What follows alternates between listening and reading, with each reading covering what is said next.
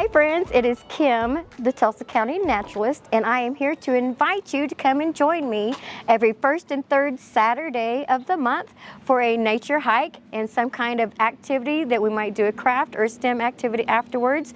So you ready? Let's go!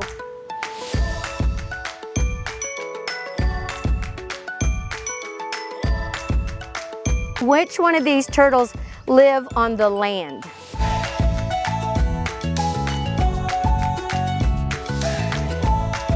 The whole dandelion flower is edible. You might see a bear wander through. This is my venom. It's really water, you don't have to worry about it.